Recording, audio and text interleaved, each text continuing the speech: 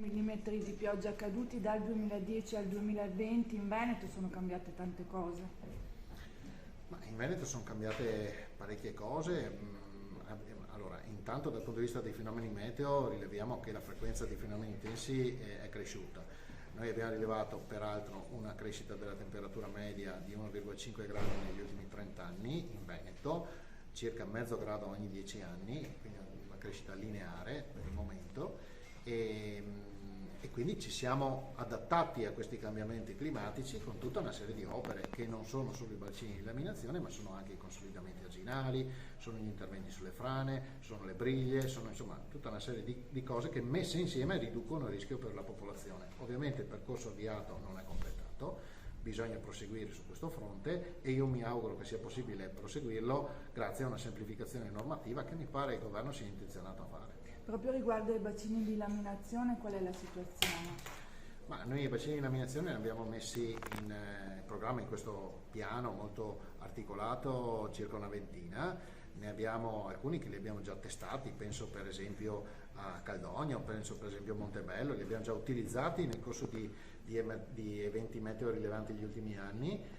E che sono già terminati e operativi. Ne abbiamo alcuni che sono di fatto terminati, anche se manca qualche piccola opera di completamento, ma dal punto di vista idraulico sono assolutamente efficaci. Penso per esempio il più famoso, il più noto è Viale Diaz, che è più noto perché è proprio dentro nella città, praticamente subito a monte della città, e si continua a intervenire su questo fronte qua. Devo dire che le difficoltà non sono poche, perché sia dal punto di vista burocratico sia dal punto di vista della sindrome di NIMBY non è poi così semplice realizzare queste opere. Adesso andremo a pubblicare sui social e sulla pagina istituzionale della Protezione Civile, pagina internet della Protezione Civile regionale, delle infografiche semplificate in maniera tale che chiunque possa velocissimamente capire qual è la situazione di allerta sul proprio territorio, se ci sono allerte oppure se non ci sono allerte, in particolare per quanto riguarda il rischio idraulico, il rischio idrogeologico e il rischio idrogeologico per temporali.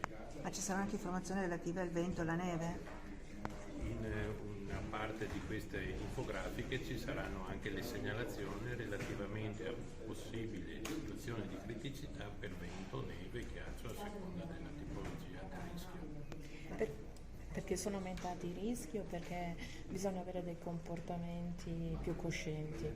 No, la base di tutto è la prevenzione, quindi l'allertamento fa parte delle attività di prevenzione e di comunicazione al territorio, in particolare alle strutture operative e alle componenti della protezione civile, ma al territorio completo, per cui pubblicare, rendere edotto tutto il territorio della situazione in cui si viene a trovare la regione in quel preciso momento è importante perché ognuno possa operare conseguentemente, attuare le attività di protezione civile previste nei piani di protezione civile, ma anche al cittadino mettersi in sicurezza, attuare le norme di autoprotezione.